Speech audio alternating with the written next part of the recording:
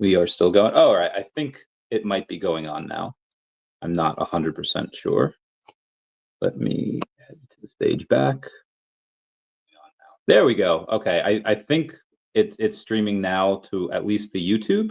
Let me know how y'all are doing over there. Anyway, guys, so sorry about the technical difficulties. I know James is just in the middle of talking about a couple of things, and we have a little bit of technical difficulties, but we should be good now. I see it playing over on the X, so we should be fine.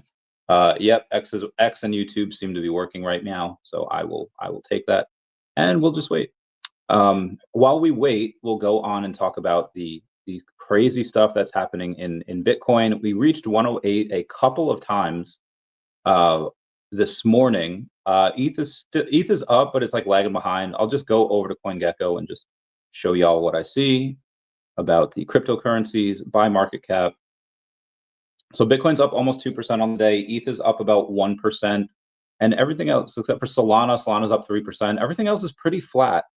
So a lot of what I see is more.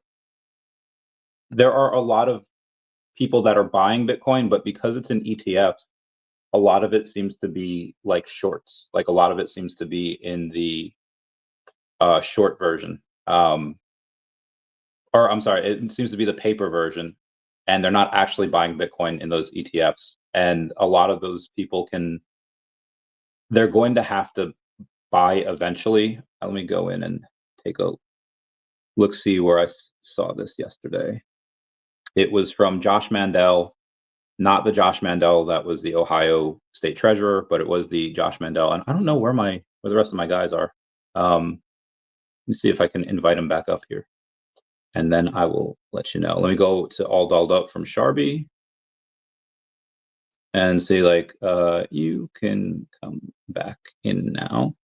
And then let me message the ghost and be like, just refresh your computer, just refresh your page, and that should be fine.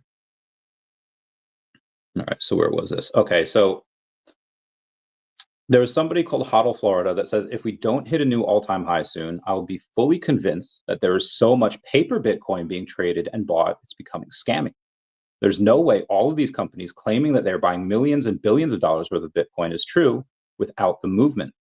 So I have some guy named Troy saying OG Bitcoin holders hold most of the supply and have held for 8 to 16 years, and they're the ones selling if you look on chain. And I got my okay, you're in. Oh, there we go. Okay.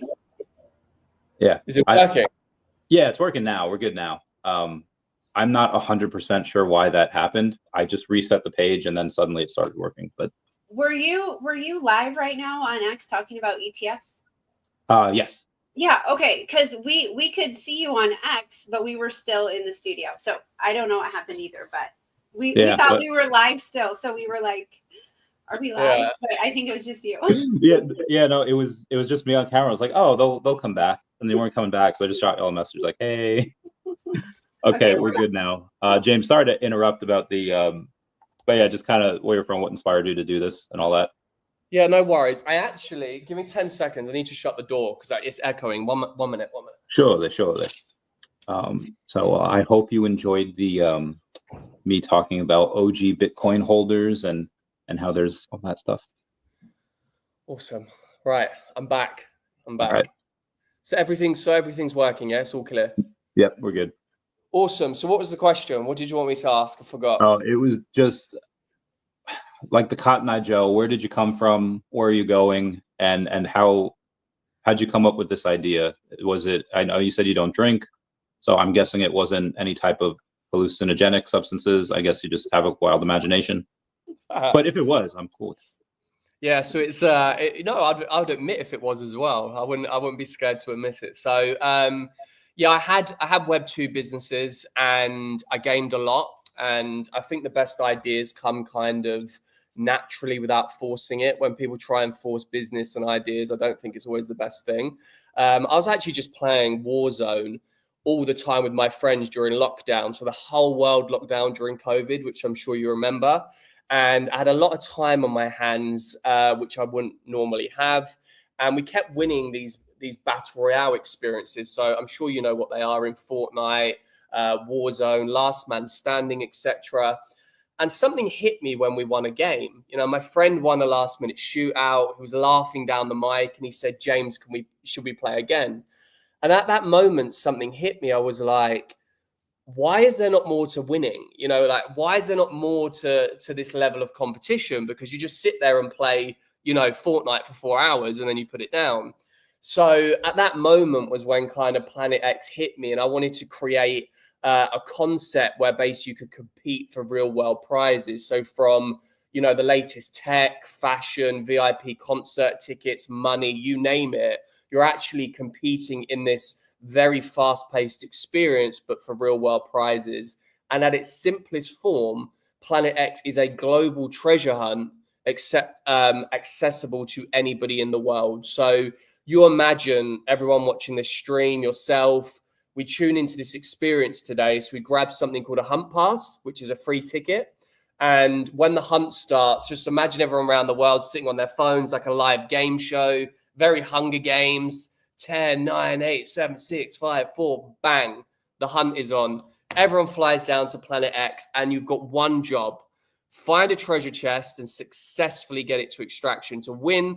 But that's where the gameplay really like comes out. So you imagine, Randy, you find a treasure chest, out pops an iPhone, you start laughing, celebrating, maybe a bit too early. You then have to get it to extraction to successfully be a winner. Somebody else can actually kill you and steal your prize. So 1 minute you're laughing at your phone, next minute you're firing your phone against the wall because you've just lost the prize. It's really about this fast-paced competition events, really, really unique. Those prizes then turn up at your house the next day, which obviously has never been seen in a gaming experience. You win, next day you get back from work and there's a PlayStation at the front door. Really, really cool. And just because of my previous businesses, I was able to raise a lot of money quite quickly for the concept. And that's when the journey began, you know, 5 years ago. So it's been really interesting, really interesting. So when somebody like gets a prize, is there like other people like camping out, waiting for them to claim it and then to take them out? Is that, yes, can you do that? Yeah. So there's all different gameplays. So you get campers obviously trying to kill people at the extraction rocket, but you know, you then risk just sitting there for 7 minutes, getting killed, and then you don't win anything. So there's different strategies, you know, in the hunt. Different people do different things. How many maps are there? There's 5 for open beta coming up. So I've got a very close beta testing group, and we rotate around about 3 of them right now, but there's going to be 5 for open beta. Okay. So you have and this is what type of weapons are in there? Is there grenades? Is it like something like Worms, where you have like a flying sheep and then sheep explodes? So every weapon was very strategically built, because the game isn't just about last man standing, kill everyone. It's a strategic game. So you might land on Planet X and be like, do you know what? I'm terrible at shooting everybody. I'm just going to try and get in and out really stealthy. Or you might be super aggressive and try and hunt people down. So the way we built weapons is that they all have a purpose. They're not just like, you know, 50 assault rifles. It's like, right, this gun does a specific thing. This gun will slow people down that are running away from you. So that nothing like Worms. I just seen someone pop up on screen.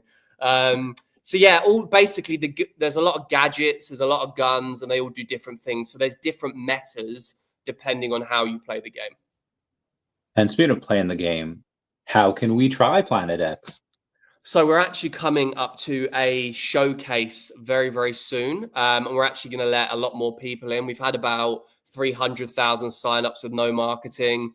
We've had like crazy explosion due to the concept. So coming up, we've got a showcase. We're going to be giving away about $100,000 of prizes in a 21-day period. So feel free to jump in and get destroyed by my community if that's what you want to do. Yeah, where do we play? Just web. It's iOS. Yeah, it's mobile, so iOS and Android. All right, I will get but that. Tablets as well. So iPads and different tablets. And as I go in and take a look at that on my Google Play Store, you recently mentioned that you've signed 3 of the biggest gaming creators in the world as long-term strategic partners. They have 72 million followers and 7 billion views on YouTube alone. Do you think you could go in and explain part of that, or is that like not yet? Yeah, no. I have no problem. I'm obviously not going to give names because they're getting revealed during the showcase, so we're obviously going to officially name them. But bit of background, and I'll educate you a little bit on mobile gaming. So the biggest 3 shooters in the world are PUBG Mobile, COD Mobile, Free Fire. They're like the top 3 on active users monthly. Free Fire's at something like 180 million active I haven't a even month. heard of Free Fire. Yeah. So Free Fire's like, and no disrespect if you're watching it and like Free Fire. Free Fire's like a cheap version of PUBG Mobile. But to be fair to the team, it's incredibly optimized and you can play it on like a $50 phone. So they've managed to get market share in countries that have just really, really bad phones. So great tactic. They make billions of dollars. So, you can't complain. COD Mobile is the most polished. PUBG Mobile is obviously sits in the middle, but it's been around for so long. It's so successful. So they're all very similar, but they all have, pros and cons to each one of them. COD Mobile being my preferred choice. But the reason for that background is that the mobile scene is quite stale at the moment. So what I mean by that is these have been dominating for 5 or 6 years. These BRs, there hasn't really been any innovation in game loop or anything like that. And funny enough, when I started developing this game, and this is going to come onto the gamers, it started to get recognition quite quickly from like big creators, pro gamers, because if you think about the concept for this in this generation on social media, this is the Mr. Beast model built into a game, and it's accessible for the whole world. So if you said to college kids and students, guys, you can compete for PlayStations, VIP tickets, clothes you can't afford for free every day in a treasure hunt, it's an incredible USP to download the game and try and win in this style of game. So it started to attract a lot of pro gamers that would randomly reach out to me and say, this looks really awesome. Like, where has this come from? I've never heard of this, etc. That happened quite early in development, which was a great thing as a founder to see. But about 5 months ago, once again on X, I get a random DM. I won't name names yet. From an individual who said, look, I work with A, B, C, and D. I ended up getting on call with them about 3 days later, and they were the biggest. It's going to give it away, but I'll just say they are in the top 5 biggest gaming creators in the world. So you're talking, substantial numbers of who they are. And they reached out and just said, James, with your style concept and our distribution, that Mr. Beast style vision can come true instantly. i.e., let's host a mega hunt and give away a car. Promoted to 72 million people. It's a very wild thing. So we sat down, we super aligned on the vision. They play test the game for like a couple of months. They absolutely loved it. And that was it. They've become official partners of mine for the long term.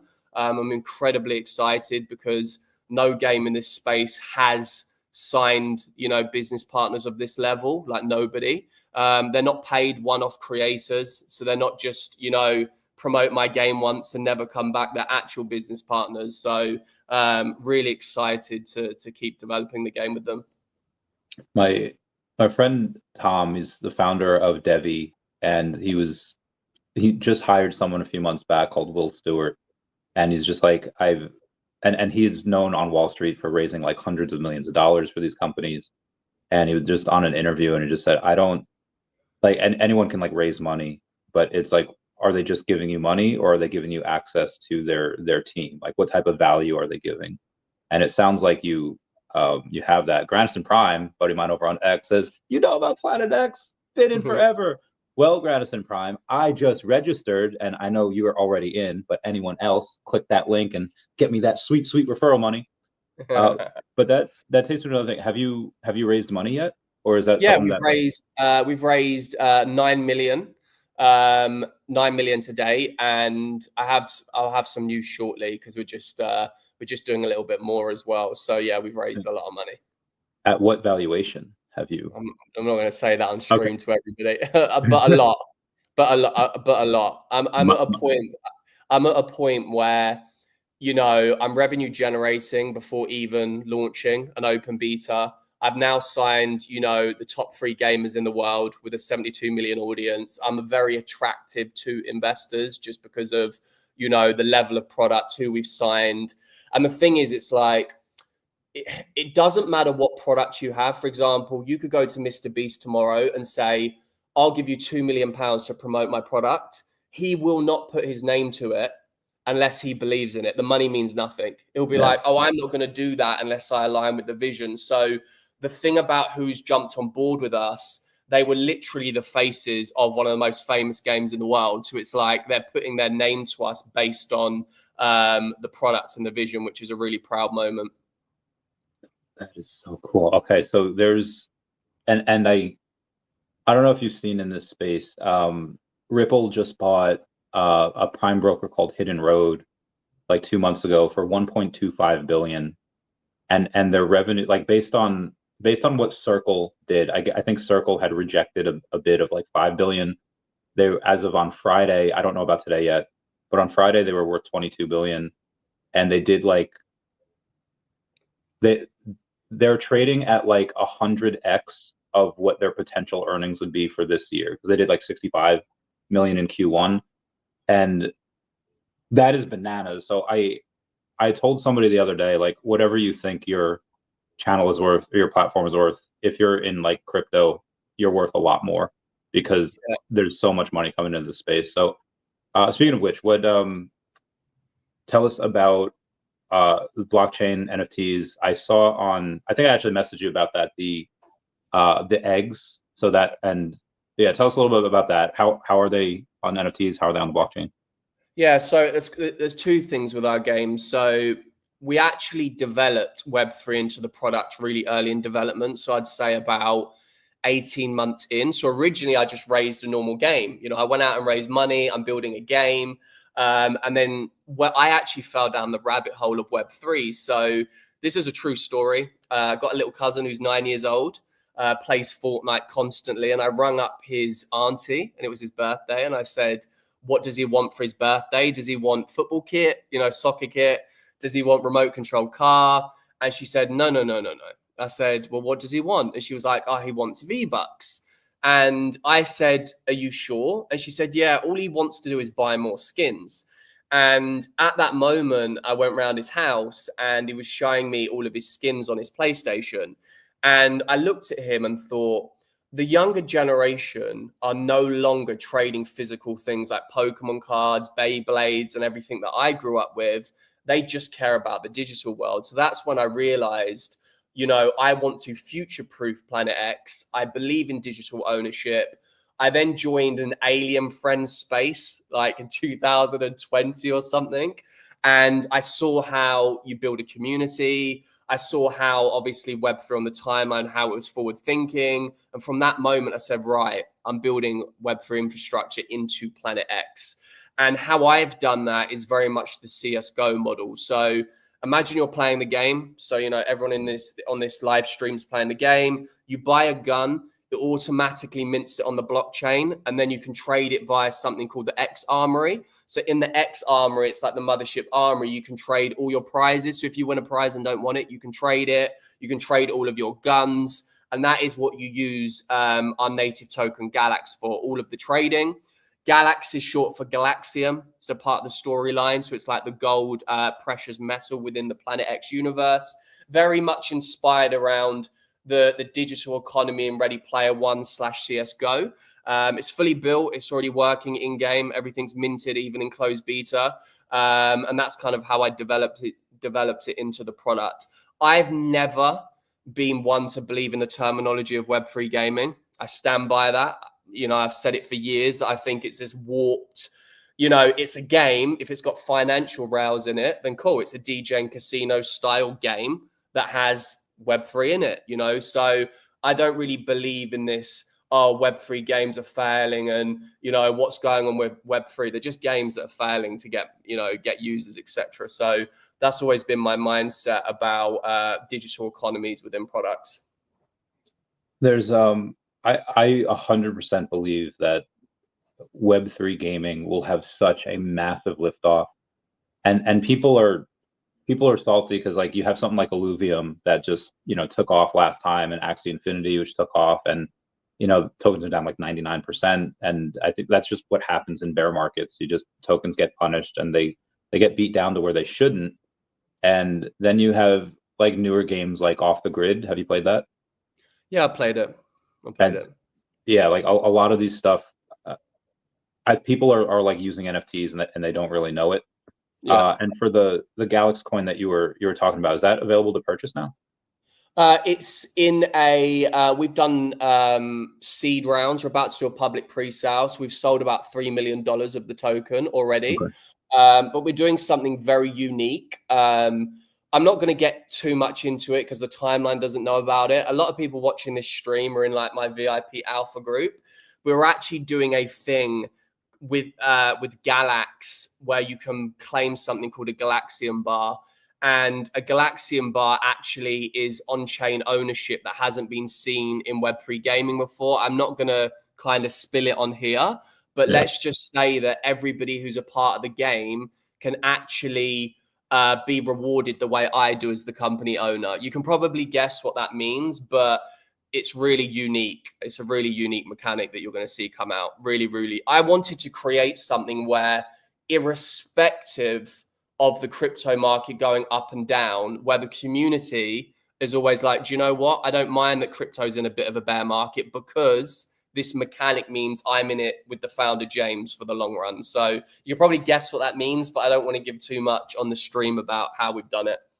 Of course, of course. So on the website, it says like the team, and then obviously it has you, it has a CDO, it has a CPO, but above you it has the brands for Sega, EA, Marvel, Disney, Miniclip, Activision, Unity, and these are some of the biggest brands in the world. How are they involved? Oh, so that's who our team have worked for previously. So that's in the team section. Okay. Yeah. Did you like snipe them? Did you like be like, hey? So my first couple, I had. You smiled. You shark. Yeah. My first couple, I had. Look, with any startup, hiring your first really good devs is always hard work because you're a brand new game. Why would I leave my great secure job to jump into your startup? But I'm so far along now with so many things under my belt. It's like I just show people the game, who our partners are, and people want to jump on board. So hiring people now is way easier than it was 4 or 5 years ago. It's a lot easier. It's so cool. I'm jealous that Grandison Prime's been here for a long time. So I'd go crazy if I knew what Galaxian bars did. Can you go in about that? Yeah, second person. Just to give you some insight, we've sold Galaxian bars to VIPs in the last 10 days. No, sorry, 10 weeks. We've done $500,000. We haven't even started marketing them. That's $500,000 between only about 70 people. We've got 4,500 people on the waiting list.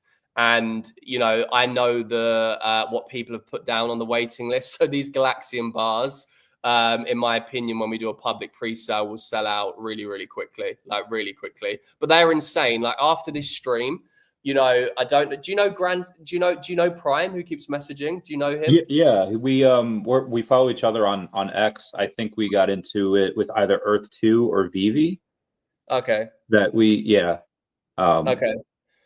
Okay. Let's just say it's like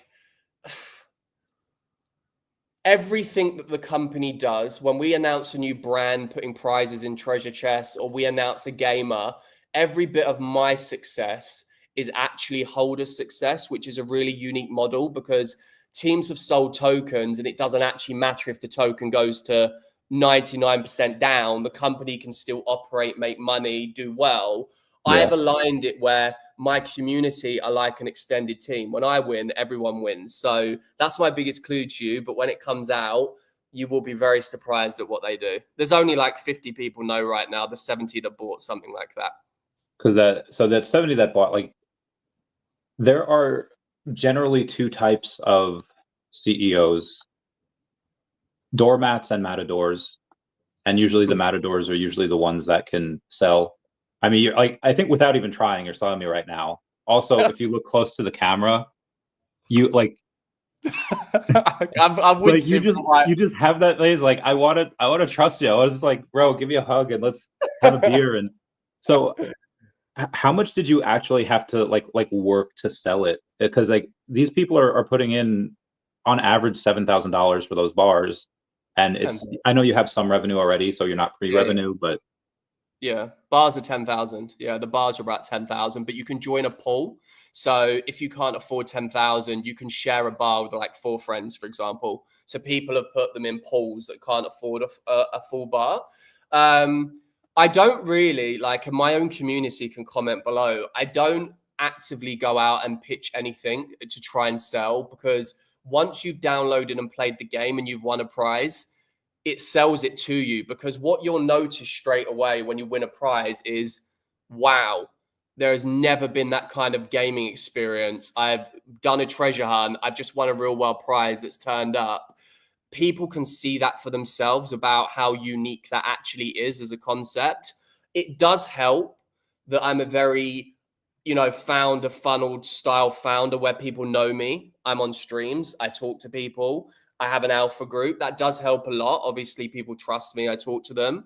But I haven't done like any like pitch sales or any hard selling as such, because we're funded. I've raised, as I said, 8-9 million. I'm about to close another round. I funded this game without the community. So the community's money has not built my game. I've been building for 5 years with, $8-9 million. So it's like you haven't funded the game anyway. People are just joining the ride now. People are just like strapping on. So yeah. So what did you do in your past life before this that helped fund it? Because you helped fund it without the community. How did you first come to success, or your most recent success, I guess? Yeah. So I'm actually doing a story about this for X because it's a really interesting story. So I was at Chelsea from 8 to 21. So I was actually signed pro at 17 for 4 years. So at Chelsea Football Club, my whole life was football. So I made the whole way through the system. So it wasn't like, oh, he was a young footballer, and when I turned 17, I ended up having 3 or 4 surgeries, really bad ones. So I snapped my ACL 4 weeks after I signed pro. So my right knee ligament, had reconstruction, broke my back on my 18th birthday go-karting. And then I had a surgery called compartment syndrome, which is a really rare condition in both my calves. And that actually ended my career at 21 years old. So I didn't even look at business. All I was thinking about was football. From about 4 years old to 21, football was my life, sport. So, that was a very painful experience, as you can imagine. Chelsea said I wouldn't play football ever again, after those injuries. But then I kind of threw myself into entrepreneurship by accident. I was watching TV one day on crutches. I had an idea. I built the prototype with a bit of money that I had left. And I ended up raising money in Starbucks, super random, as a 21-year-old. I pitched to this business guy. He gave me 50,000. He then introduced me to his friends. I ended up raising about 450 to 500K for my first startup idea, with zero business experience, zero. I was just a broken kid with a dream. I ended up getting scammed. I went to an app company who outsourced the build. It didn't work. They outsourced it to a poorer country. I got scammed. I then had a choice to sue them or rebuild it with the little money I had left. I chose to rebuild. I got scammed again. So I actually didn't get the product to market. And it was my first ever business lesson about don't trust people. Don't trust people in suits. Do your DD. Hire your own tech team. Do not outsource tech ever. And if you do, all your money's going to burn. And that was a harsh lesson. That was 21 to 23, 4. It was about 3 years of trying to build a product. I then ended up founding a really high-end store with a concierge in London. Because I've been in sport, I knew how wealthy people shopped. They wanted exclusive products. They want stuff that people can't have. They want it immediate. They've got no, they don't wait around. So I founded this really unique store that only sold really rare and exclusive things. You're talking like one-off Travis Scott trainers, you know, different bags, different watches. Ended up raising about 1.5 mil for the shop. And we ended up turning over about 5 million. It was really amazing. However, then COVID struck and ruined the business horrifically. We had to shut down because the government said shut down the shop. And that's when I was gaming. And then I went on to Planet X. And because of my previous business experience, and I obviously knew a lot of people, and I knew how to take a business from an idea to execution, I ended up raising money for Planet X. And the last, 8-9 years of lessons were wrapped up into Planet X. It was that's a really quick version of my life journey, but there's a lot more detail than that. That would be a great Netflix documentary, especially the scam twice. Like, oh, I'm surprised your coach let you do a dangerous thing like go-karting at 18 after you're already like, I feel like a lot of coaches would be like, nah, you can't zip line, you can't do you can't do any of this. And Grandison Prime, I met, I guess. You're not allowed to ski. So when you're a professional footballer, you're not allowed to ski. You're not allowed to snowboard. You're not allowed to go on a quad bike, but you're allowed to go go-karting. And not anymore. Yeah, and it was painful. I can't, it's for another day because I'm doing a video on it, because everything I tell you, I've got crazy video footage, receipts, I've got crazy receipts on all of this. And I'm actually shooting a very short video for my community on everything. So I'll be very surprised about it all. But it was very painful. Going through that at a young age was very, very depressing, very, very depressing. As Grandison Prime says, it's hella fun. And we actually met at a VeVe Designer Con kickoff party. I think that was in May of 22. He's a cool dude. Have you heard of VeVe? Yeah, that was the first digital collectibles app I actually got into, I think in 2020. I bought a DeLorean Back to the Future drop, but the app, terrible. Like it never worked. The design looked like someone had built it in the shed. Terrible bit of tech, but they were making a lot of money, and I actually got bored of it because I couldn't get the app ever to work. So I just stopped using it, Yeah. That's a lot of people in like 2021. Like you could, like, the market wasn't open when a drop was happening. Like you couldn't buy or sell anything for like a few hours. Yeah. There was so many bots. It was just like impossible to get something. So people were going up secondary market. They did wind up getting rid of the bots. And then it was like golden for a couple months. And then, that bear market came, and then everything kind of came crashing down. But again, a lot of the partnerships are really cool with it. I'm an affiliate for them. Link down below, guys. And amazing. Yeah. So that's pretty fun. Would you want to be on VeVe? Whether it's like either your games having 3D digital collectibles or even via a comic? I haven't thought about it, to be honest. I really liked the concept of VeVe when I originally saw it, but the bad tech brought me back to horrors when I was 21. Yeah. I was like, this thing, they're making money, but I don't know who's building it. Have they rebuilt the app, the software? Does it work now? They've rebuilt it twice now. The first time it was good. It was really more of like design, and it was good for UX. But the second time they did it was like a downgrade. It was like so slow. It was like back to 2021 era stuff, and I was like, guys, what the fudge? So it actually delayed their metaverse coming out. So they fixed it really quickly. So the app is now at a point where if there's a problem, they can fix it in like an hour, which is great because a problem used to take like weeks to solve. So the app is better now. It's mostly fast. Every now and then, when there's like a lot of people on the app, it'll be like a little laggy. But there's only ever like maybe 2,000 other people app at once. A lot of times it's a lot less than that. Yeah. So if you ever get like 10 or 20,000 people, I don't know how it will go. And that's probably going to happen later this year. But yeah. Yeah. So there's a lot of packages. So the NFTs, which blockchain are we on? Did you? So we sit on Zai, which sits on Arbitrum. So obviously everyone knows what Arbitrum is, the layer 2. Zai is a layer 3, which sits on Arbitrum. So my partners are Zai and Arbitrum. You know, they work very, very closely together. Very, very supportive. Yeah. Gotcha. You have a lot of fans here.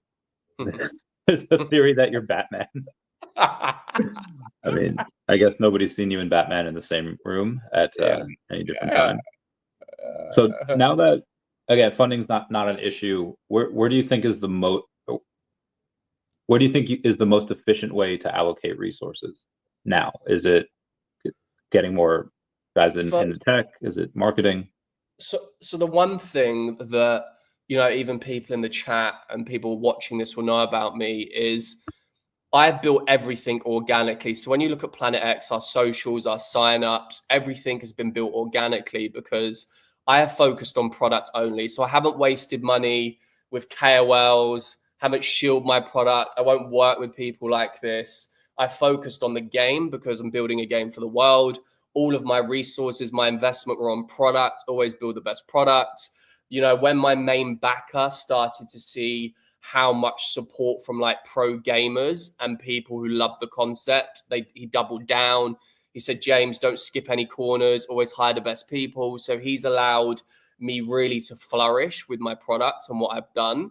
And what that's allowed us to do is stay true to who we are. So what you've seen in Web3 in the last 5 years is games come and go, products come and go every 3 months, founders, you know, things like Friend Tech are suddenly hyped for a week, then they go. Like, all of it is just Ponzi's built into different products constantly. But with Planet X, we've been true to our vision day one. I put all our resources toward building the best possible product because the truth is about gaming, which people don't accept on the timeline. If you have a good product, the world will market it for you. That is a fact in gaming. If you build a shooter and people like it, people share it, TikTok, Snapchat, everywhere. And to put that proof down, look what's going on with Splitgate 2 right now.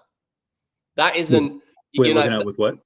Splitgate 2. Have you seen it? The game that's just come out? You might not.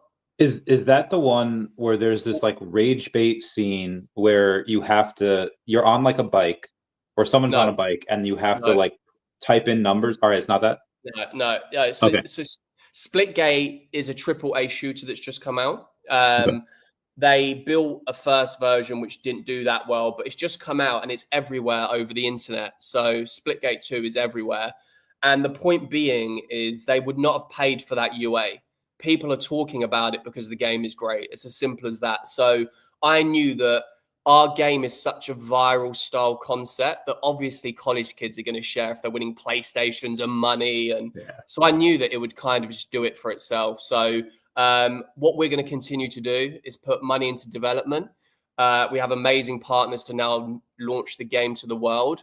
We're going to do about $500,000 of prizes for global launch in 30 days in Treasure Hunt. So everyone is going to be winning. And we believe with our strategy, the whole of the mobile gaming space will know what the name Planet X is. It sounds, again, already it sounds awesome.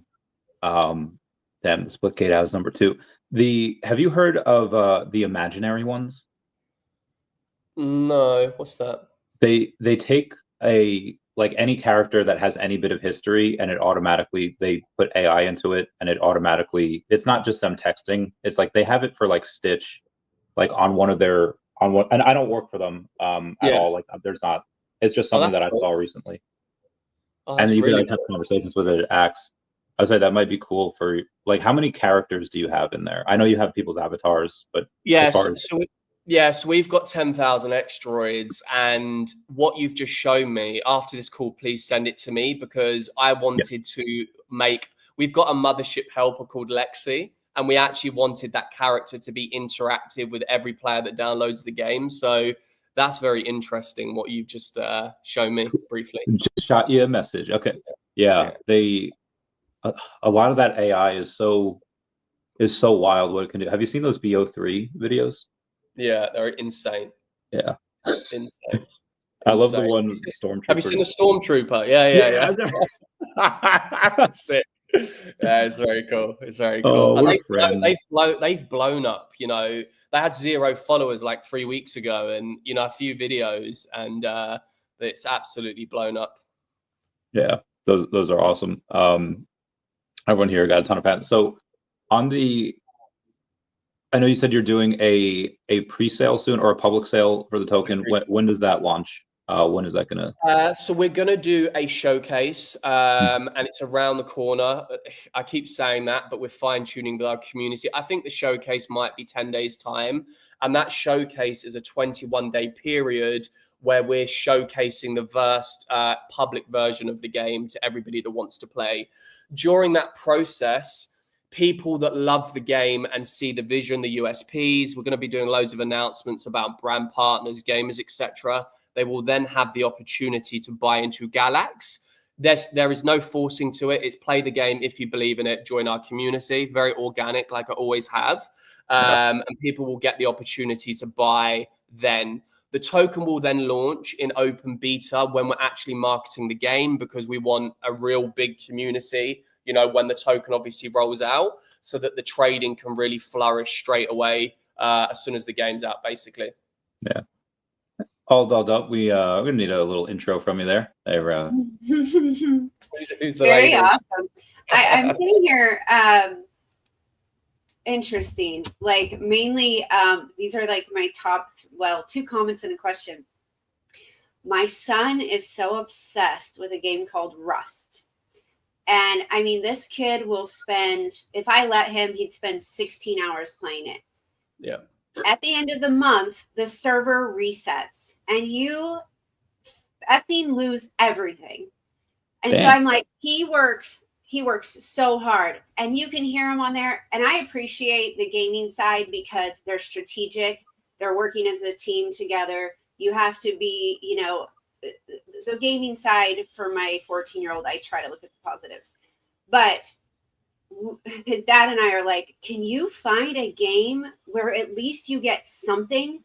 Because that server resets and he starts all over, like forging and it's just so stupid to me. Like, so James, like, what a genius thought, because as a parent that, like, I'm not into gaming, I've never gamed. Whereas dad was like, you know, my husband was the top 5 World of Warcraft player in the world. But then our son's here playing Rust, and I'm like, it just drives me crazy. So I'm so excited for this Planet X, because I'm going to go show my James about it afterward. Another thing on the tech side and the dev side for anybody in Web3 or projects, James, your experience shows that this can happen to anyone. You know, at Sharby, we spent a year building a utility. It cost us over 6 figures. We released that utility and we pulled it within 2 weeks because it was crap. It wasn't safe. Yeah. And we spent over $100,000 on this utility. And the dev, that tech and that dev team were crap. But it just shows that it can happen no matter what your business. And so that vetting is so crucial to your product, to your investors, to your team. I would love just to get some like intel on like when you go to bet somebody, and you probably have your own team at this point, but anyone new, like vetting out devs, especially in the Web3 space, like what you look for, or what's a red flag? Because we thought this team was prime, right? And it costs a lot of money. We self-funded it, and it did. We pulled it. We wouldn't let it be out there. And lastly, it takes money to make money. And so when I think your story is so inspiring, because if you keep going, if you have a product that is quality and you invest your time, your energy, and have those goals, even though you could fall down, if you get back up, like at the end of the day, you're drawing those people, one, because of the great product, and two, because you've gone through all these trials. It's you're where you want to be. So just really kudos to you on that part. Love it. No, thank you so much. It's I've never actually, do you know, apart from sharing on this stream, I've never really shared my history. Like generally, people follow me and they see my PFP and they're like, they know nothing about this person, you know, that my close community do. But I actually met up with someone quite well known in Web3 called Leon, who hosts all of these spaces. He owns Unfungible. And I actually met him and he said, I love your game. Can you tell me about your history? And I told him about everything. I actually showed him pictures. So when I actually release this video, the names that you see, you won't even, if I said them on the stream, people would be like BS. But when you actually see the videos, the pictures, you're going to be like, fuck, like, wow, you know? So I told him my history and he was like, no way. He was like, you need to tell people, like, you're in Web3, you're building this community, like you need to create something so people can actually know who you are. And that's the reason I'm actually doing a filming day tomorrow. So it's funny, we're actually filming this story now. So, you know, I appreciate you saying that, because that's the same thing Leon said. He said, if people knew how down you were to where you are now, gaming founder, raised 10 mil, you know, signed the biggest gamers, they said that story is quite, you know, unique for people who are starting out. But to your other point about development, and I'll share this for everyone on stream, as much as I smile, you know, and I formed a good community, behind closed doors, to actually build a tech software company, you have to be lethal. I have another side of me, which I'm ultra competitive. I don't put up with crap from anybody because I've lived and I've done several startups before. I know what it takes to take an idea to turning over millions, you know, because I've done it. I know what it takes, but I know where I failed. And you normally fail where you're working with people and they let you down. That's what normally happens. And but you've got to then be very self-aware that it was you that hired that person. So a lot of people will blame, oh, it was the app company. They scammed me. It was someone else. I take full responsibility. I was a naive founder that went and hired the wrong person. That's my fault. So even as angry as I am with someone else, I picked the wrong person. I looked in the mirror. It's your fault, James. You lost that money. You were inexperienced. You went with that company. You didn't do your DD. You fell, you know, for the salesman. And self-reflection and self-awareness are the one thing you've got to have to become an extremely good entrepreneur. And that's taking responsibility for every single decision. So when it comes to tech, I tell everyone this: 1 in 1,000 devs are good. This is true. 1 in 1,000 are good. And when I mean good, I mean excellent to get the job done. Most devs are average and they won't get what you need done in time. And you'll have more and more cash flow. Oh, it'll take 2 months to build. You'll be at 5 months and the thing will be like 20% built and you'll be screaming at them.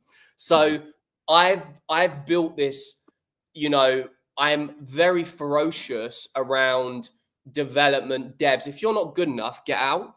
And I am very much like that. I'll fire with someone tomorrow, because at the end of the day, if you mess around, you sacrifice all their investors losing their money and me starting again as an entrepreneur. So if you mess around, if you do not execute, get rid of people immediately. And that's the one thing that took me years to understand. If you see a red flag, get rid of the person, because you're never going to convince them to be a better dev or them suddenly turn it around. They've either got it or they don't. So my mindset to everyone on this call is there is no gray in life. It's black or white. Yeah. If someone can execute, it's as clear as day.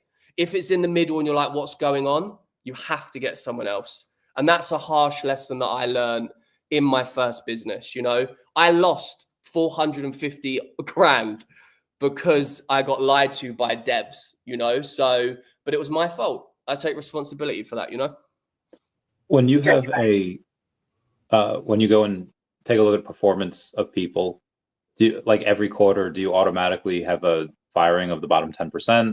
Do you tell them like, hey, you're here, you need to be here, and I'll give you a chance? A week. There's no way I wait a quarter. If people aren't good in 10 days, I'm sitting with them. What's going on? Why are you not performing? Once people have proven themselves to me, I'm way more lenient because I know they've got the skill set, but they might have, you know, a family issue or something going on. Once you've proven yourself to me, you've got a lifelong job. Like, I'm being deadly serious. If you're good enough, I trust you, I step away from it. As soon as you see red flags within 10 days, see ya. You know, and it's brutal. It's like, you're no good, goodbye. You know, so my devs understand how I operate. I'm very highly strung because you have to be to build what I'm doing. You know, you're talking about competing against multi-billion-pound companies. If your team is not lean, you know, ambitious, crazy, you got no chance. You know, just give up now, you know. So tech is tech debt and hiring the wrong staff is 99% why most startups fail. You know, they're not good enough. Have you seen a difference in like the use of like Copilot being like, okay, we can have a really good dev, and then we could also have a couple of devs from this third world country that maybe they're not as good, but as long as this head dev can manage them, they use Copilot as a 2 to 3x lever. Is that something that you take advantage of, or is that something like, nah, don't trust it, need to have real people that are good? From my own experience, I'm scorn. You know, like I don't trust when it comes to devs. So for me personally, no. However, there are incredibly talented devs in, you know, worse economy countries that do amazing work if you have the time to basically do your DD on them. There are loads of very good devs and they cost 20% the price of a westernized US, UK based dev. But, you know, Asian devs are the number one choice, you know, like, and I'll say that in front of everyone, you know, Asia as as a continent, you have the work ethic is a lot better than Western devs. They work like machines. And that's why a lot of the top games in the world, if you look at the background of the devs, you'll be able to see where they're from and where they're located. So you've got a tick if you employ for Planet X and you're Asian. You've got a first tick on the list. I've noticed that with, and obviously I'm not Asian, but coming from America, and I see like working on something, and I see like, oh, they're out of the office, or they're not doing something, they're not answering emails. It's like, oh, well, they're on holiday because they're from like England or they're from like somewhere in Europe, and they get holidays like all the time. And I was like, bro. Yeah. Do you know how mad I get when it's a Monday and it's bank holiday and the government have given them all off, and I'm sitting there and I'm like, this day could not go any slower. And people and the work ethic is generally like, when work's finished, it's finished at 5 o'clock, you know? So my devs actually do an amazing job, but I set that precedent day one. If you turn off your computer at 5 p.m., you're not working for me. Just go work for someone else. And it's not like I work them into the ground, but building a game is a collaborative piece of art. You know, building a game is actually an art form. And I need people that are so passionate that they will work and message me at 10 p.m. You know, James, look at this, look at that. So you need a team that have that kind of spirit to build something so beautiful, you know. I love that. So right now I saw you can play this game in the US, Europe, and Asia. This guy said the app will be available for Indian users as well, question mark, or is that going to be a later thing? Yeah, so transparently, I want to take the whole of India. So India is going to be a main market for us. You know, hundreds of millions of mobile gamers obsessed with games like PUBG Mobile. And one of the partners that I've actually signed has a massive audience in India, like over 10 million people. So India is going to be a big market for Planet X. Heck yeah. I get your I get your likeness towards always being packed. My schedule is packed every day. It goes hard. I stream now, I'll stream later. I have meetings in between. I have to put the finishing touches on the Space Penguin comic. That'll be on VeVe, so that'll be cool. I'm registered. I was about to join your Discord, but I saw it on the Google Play Store. I can't find it. Yeah, I know I signed up on the website. Yeah, because we're in closed beta. It's Okay. We send invite links. Yeah, we send invite links. Yeah, so I can get you in. We do at the moment, because it's not the showcase, we just do random testing. So like tomorrow night we'll do 5 hunts and then we'll leave it a day. We kind of do it like that at the moment. Sweet.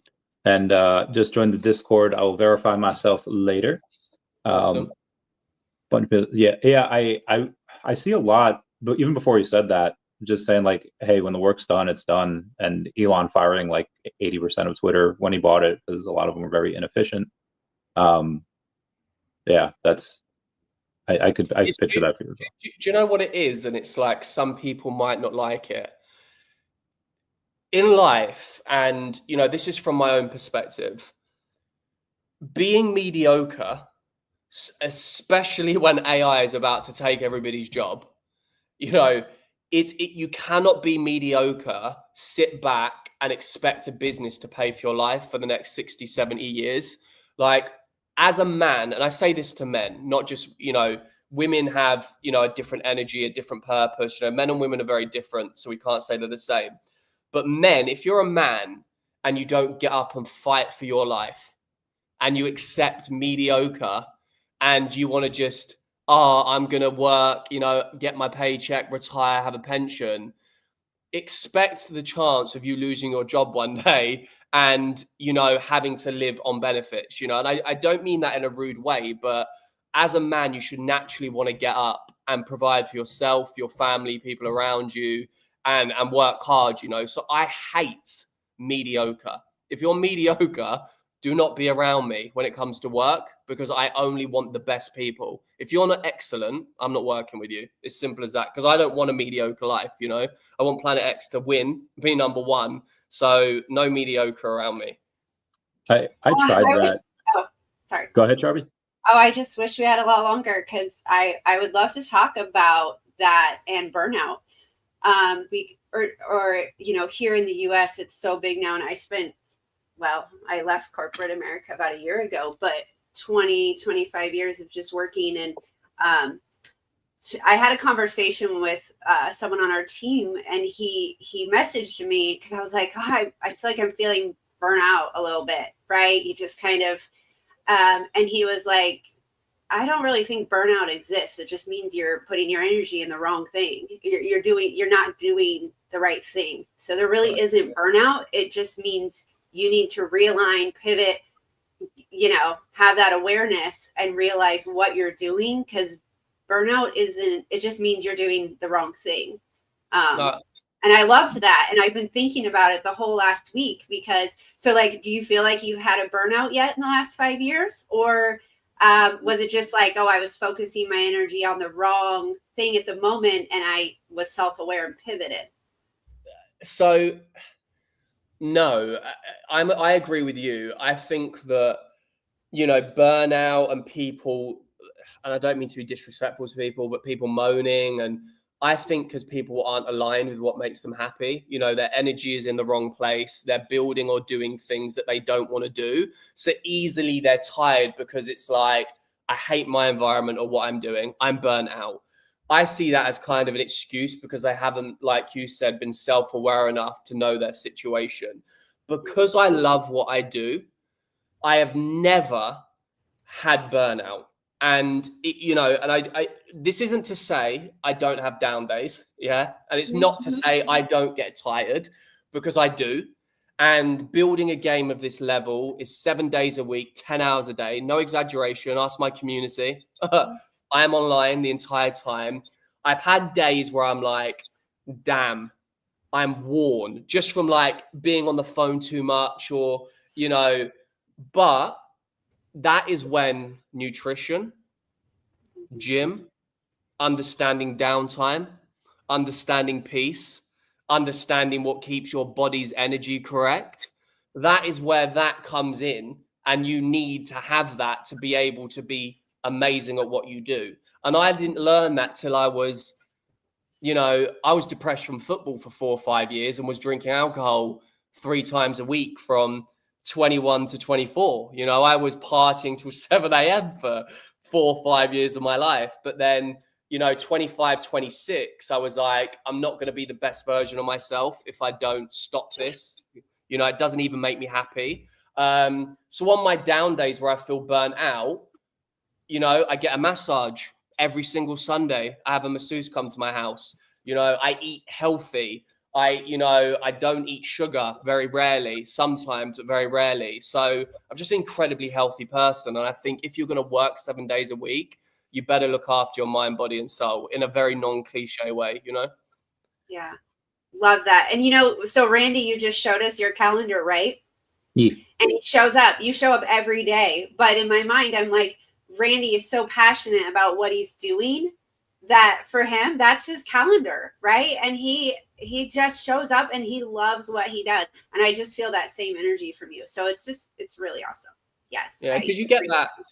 I'm sure you get this, Randy. It's that when you're aligned with what you want to do, your energy is just different. You get up, you want to attack the day, you don't care that you're tired. Like that energy is just, and I hope that everyone feels that one day, they truly get in that like flow of what they like to do. So, but I don't keep a calendar like you, Randy. You don't keep a calendar? How do you know where to go? How do you know what to do at 3 p.m.?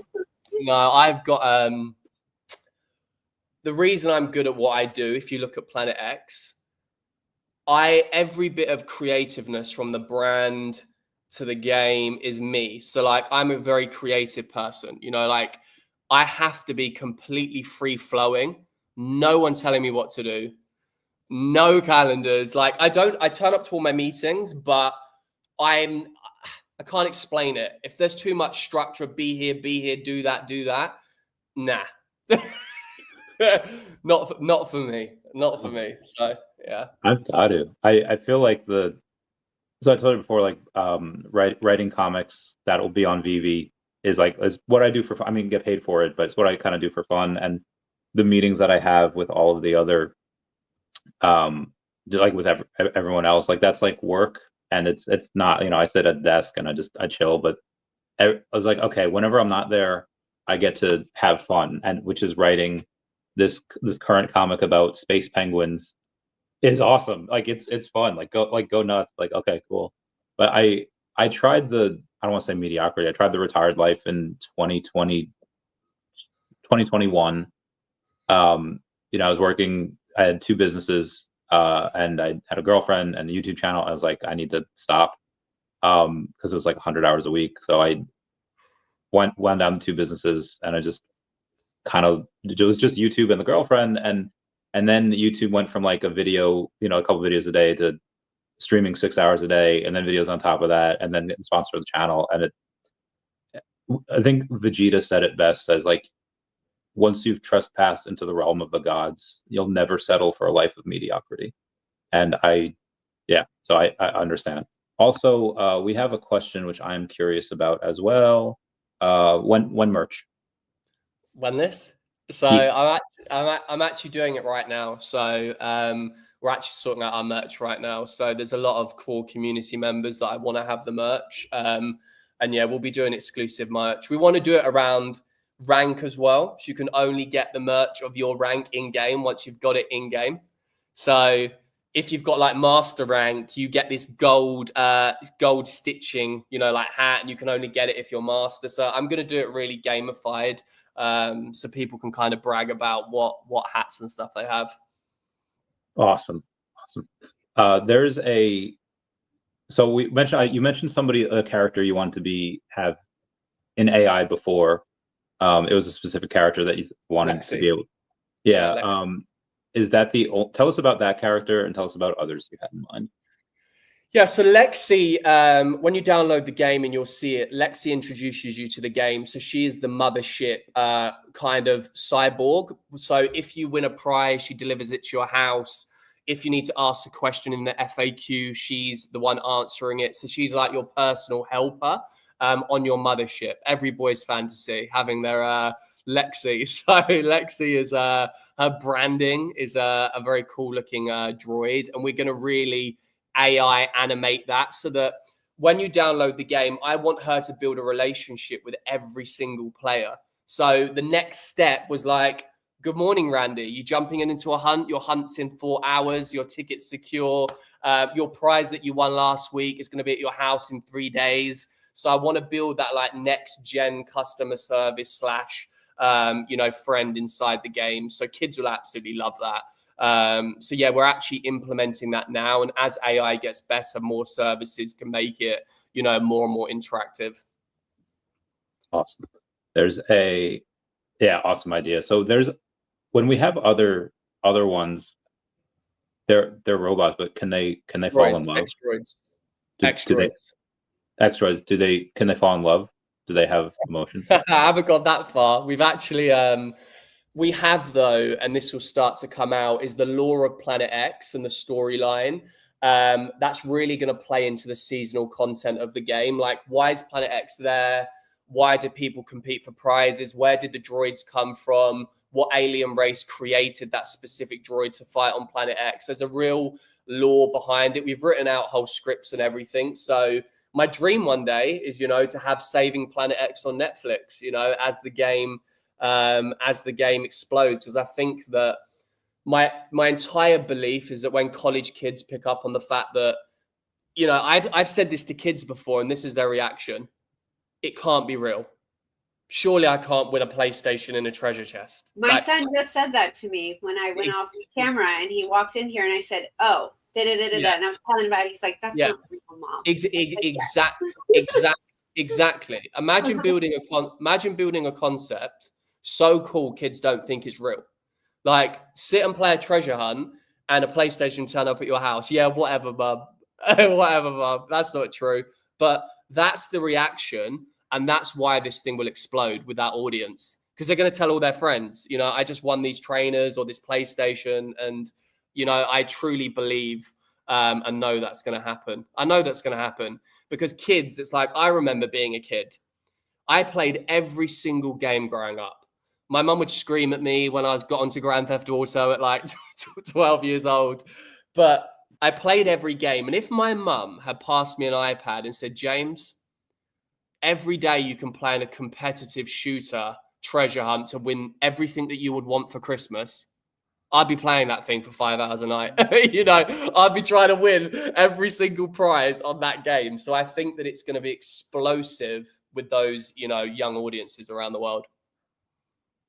I also am a casual gamer. Oh, wow. I was actually at a tattoo parlor today because I'm guessing I'm actually getting 2 sleeves. I've always wanted them, and I've got tattoos, but I actually wanted 2 sleeves. I've just never had the time to do it, but I'm actually going to get it done this year. So I was with a tattoo parlor about an hour ago, planning the artwork. Are any of the tattoos going to be from Planet X? That's a secret. It is. Would you give a super secret special mint or weapon to somebody that does get a Planet X tattoo? Oh yeah, I'm gonna embed such cool Easter eggs and stuff into the game. 100%. Yeah, 100%. That's awesome. I've told the daCAT community, because I own the IP, but I told them, like, when we reach a $10 million market cap, I'll get a daCAT tattoo. That'll probably happen before the end of this year. Amazing. Obviously, don't make any declarations on Twitter when you've been drinking, or else they'll never let you forget it. So yeah, they never will. I'm sure I've had people in my community say that they want to get tattoos, so I have no doubt that someone will get a tattoo. One of the things as well is, one of my dreams as a founder is that, some young individual in a poorer economy in the world, finds a treasure chest, wins, $50,000, changes his life, I can see that happening regularly, like some just crazy stories. So I'm sure that a lot of people will be getting tattoos, and it will become a real part of culture, have you And I don't know, like, I know you said you all focused on football, so you definitely had the dedication and the hard work and probably a bit of, I don't know what's it called, like obsession, healthy obsession. Yeah. When I had got my first big boy job after the military, it was the first time I was had like real money, and the doors that it opened, most of them were good, but some of them were not. It's like now I can afford the big bottles of alcohol, and I can afford to do other stuff that I wasn't able to. And thankfully, like I put a stopper to it before it got too bad. But sometimes those doors are not, like when people win the lotto, they don't know what to do and they're broke like 3 years after. Does that worry you that maybe if you have such grand prizes that these? It's so if a player wins then they lose it. Do you mean? Well, the player wins and then suddenly they're like an addict, and then suddenly they're not. You know, that definitely will happen for sure, because you know, society, and unfortunately, you know, I'm sorry to say this if you're a mum and dad on the stream and you've done a bad job bringing up your children, but we live in a society where parents don't bring up their kids properly, you know, unfortunately. So, you know, if you brought up a kid who then goes and spends 100 grand in a week, then there's nothing I can do about it, you know, unfortunately. My kid wouldn't. When I eventually have a kid, they definitely wouldn't do that. But, you know, I can't control what winners do. And if they do spend 100 grand in a week, make sure it was a good laugh and they invite me, you know. hang over part 4. I don't have kids. If I did, I know they'd spend it on like Pokemon cards or some like sealed video games. It'd be nerd stuff. So it wouldn't be bad. It's just, yeah, bruh. Yeah, you'll get some weird stories. Like a lot of lottery winners in the UK as well. They spunk all of their money in like, you know, 3 years, and they're back on benefits. And if you know, Call of Duty make enough money where they could give away a house every single day if that was their business model. You know, we could eat, and that's something that I want to do. I want to end up giving a house away every month. You know, a car away every week. You know, that's the dream of Planet X. So it'll be kind of crazy. You know, it would be a great troll is if the person wins, like, oh yeah, is in India, he wins a free house, but the house that you give away is like in Thailand. They like have to move. In Miami. Yeah, he can't even get there. Yeah, it's we are gonna do like cash equivalents and things like that. So it would be a funny troll though if we actually said, well, your house is in Thailand. That'd be great. I'd probably just rent it out of that. Well, I guess in Thailand that things are so cheap there, you wouldn't really make any money if you like rented it out. Like I think you live there for like $600 a month. Yeah, for sure. In a good spot. Sell that house on X Armory. Oh yeah. So is there plans for like obviously there's a game. Is there plans any type of interoperability on via like, I don't know, for like a metaverse, and like other assets from other games can come in yours? No, I mean, no, not yet. No, because that doesn't really work. When you build a brand, you do not dilute your own brand characters to bring other characters in. Like that is, Fortnite have managed to do that because Fortnite's brand was built on the back of that, you know, bringing in major IPs, and those IPs were big enough to bring bigger audiences to the game. Everyone outside of Fortnite, you should not bring a new game out and then dilute your character base by bringing these random characters in, because all you do is devalue your brand for the day it gets bought. You know, you go to sell it, or, you know, a bigger gaming company buys you, you've got no identity. Identity and branding is such a special and important source of any product. And Web3, unfortunately, from a lack of understanding of brand building and technology in 2021, it was like, oh, you know, all of these assets are going to swap. But this is the truth. If you bring your asset into my game, it's not going to work because my assets are coded in a specific way to balance my game. So if your character came in, the amount of work and time to actually integrate it into Planet X where it's not overpowered, it works the same, it's just not worth it for like dev teams. Like it's just not unless one day there is Ready Player One style platform, and then everyone can turn up. And do I believe in that? Yeah, one day when the tech is there, I do believe there'll be something like that, but I don't think it should be going to individual games and products like mine at all. There's seen Fortnite. Have you seen Vader? That they put Vader with AI, and then they've just released him out there as like an NPC or something, and then the internet like taught him to say stuff. Yeah, it's amazing. I've seen it. Yeah, yeah, and the clips went everywhere. The clips went everywhere. I saw some such funny clips of him like having a go at stuff, and I think AI can really take immersion to that next level of gaming, which I think is going to be amazing. I really believe in that. And I think the immersion is going to become a lot stronger due to AI and what it can do. I think it's going to be amazing. My favorite clip was Vader killing someone because they called him Daddy. So he really killed someone. Oh yeah, the clips. Yeah, it's really cool. It's really good. PUBG Mobile are now doing. You can play co-op. It's in beta with an AI player, so you can talk to it, tell it how to move. So really, really interesting. I'm keeping a very close eye on how the developments are. Yeah. All dolled up. Do you have anything before we bounce? Do you have any?